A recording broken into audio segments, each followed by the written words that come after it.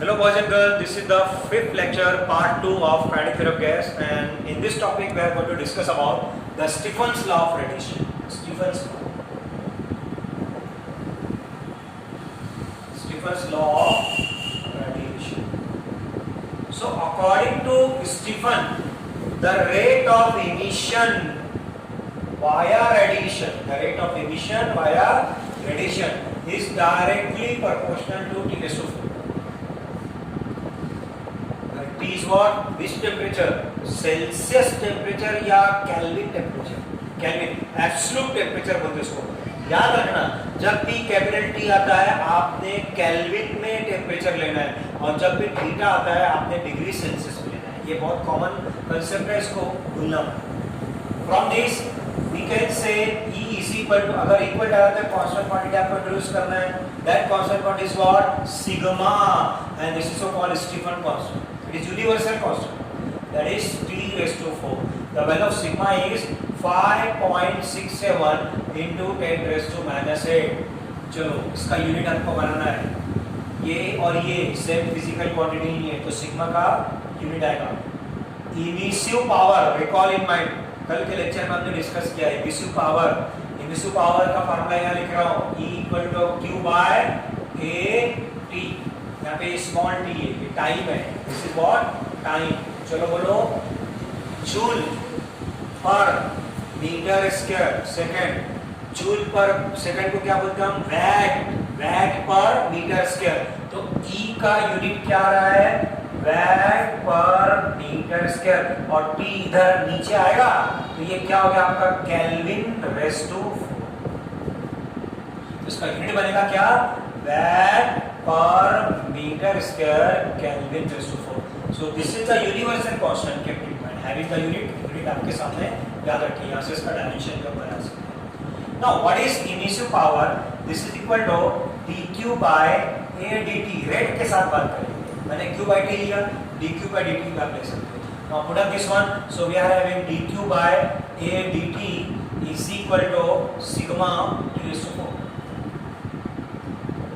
यहाँ से एक उधर लेके जाएंगे, आपको क्या मिलेगा?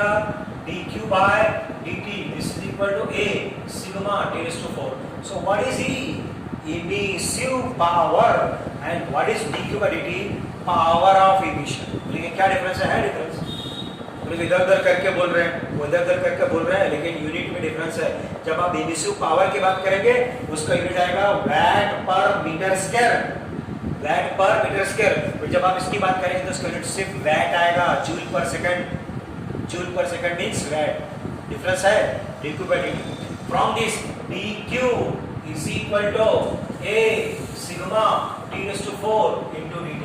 So from this formula we can calculate amount of heat emitted. From this formula we can calculate power of emission, and from this formula we can calculate emissive power. अब यहाँ पे अगर इधर गए तो ये एरिया पे डिपेंड नहीं करेगा, क्योंकि एरिया इसके साथ इंक्लूड है. लेकिन जब आप इसकी बात करेंगे तो ये एरिया पे डिपेंड करेगा. जब आप सिर्फ क्यू की बात करेंगे तो एरिया और टाइम दोनों पे डिपेंड. और इस वन यहाँ पे सिंपली हीट, यहाँ पे पावर, और यहाँ पे इमिसिव पावर. इसका यूनिट बनेगा जूल और किलो कैलोरी.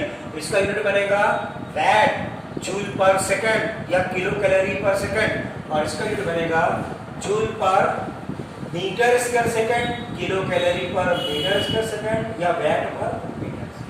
और इस वन चलो अब यहाँ से हम कैलकुलेट करेंगे लॉस ऑफ हीट. थोड़ा एग्जांपल ले लेते हैं. Suppose this is nothing but a surrounding, this is nothing but a body. Body temperature लेंगे T और सराउंडिंग टेम्परेचर लेंगे T0. कोई मुझे बताएगा, आप में से कोई मुझे बताएगा कि ये जो मेरे सामने फिगर है इसमें आपका बॉडी जो है, बॉडी A, ये कौन से कंडीशन में हीट लॉस करेगा, कौन से कंडीशन में हीट गेन करेगा?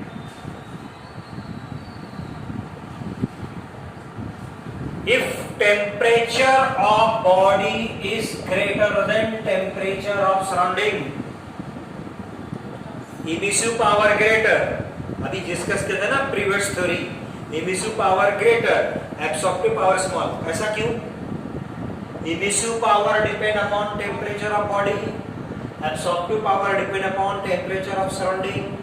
कौन सा टेम्परेचर ग्रेटर है? बॉडी टेम्परेचर ग्रेटर है as compare to surrounding, means heat loss condition, आपका बॉडी हीट लॉस करने वाला है। और अगर हम उल्टे कंडीशन में चले गए, T is less than T0, तो एब्सॉर्प्शन कंडीशन में चले गए, टेम्परेचर बढ़ेगा उसका। Got is one. तो चलो अभी आगे जाएंगे, फार्मूला हमको बनाना है। I am going to make the formula number 1 dq by dt1। dq by dt1 से क्या कैलकुलेट करने जा रहे हैं? लिसन, इमिसिव पावर कितना इमिट करेगा। So from this equal to a sigma. अच्छा, इमिसिव पावर किस पे डिपेंड करता है? Nature of body, area of body and temperature of body, temperature of surrounding. Temperature of body, इसीलिए मुझे यहां लेना पड़ेगा T4, क्योंकि टेम्परेचर ऑफ बॉडी। चलो dq बाय dt2 क्या बोल रहा हूं इसको सुनो, रेट ऑफ एब्सॉर्प्शन। ये क्या था? Rate of emission. ये क्या है? Rate of absorption. Rate of absorption किस पे डिपेंड करता है? Nature, area and temperature of surrounding. So this is equal to a sigma T0। Difference समझा? तो अगर खुद का टेम्परेचर तो समझ जाने का आप किसके साथ, अगर सराउंडिंग का टेम्परेचर तो समझ जाने का आप एब्सॉर्प्शन के साथ हो या इमिशन के साथ हो। बट मेरा कंडीशन क्या है? If T greater than T0। बोलो कौन सा रेट ग्रेटर? a दोनों में सेम, सिग्मा सिग्मा दोनों में सेम, डिफरेंस T और T0 है, कंडीशन है T ग्रेटर देन T0। कौन सा rate greater? Emission greater, absorption small, heat loss और हीट गेन, हीट लॉस।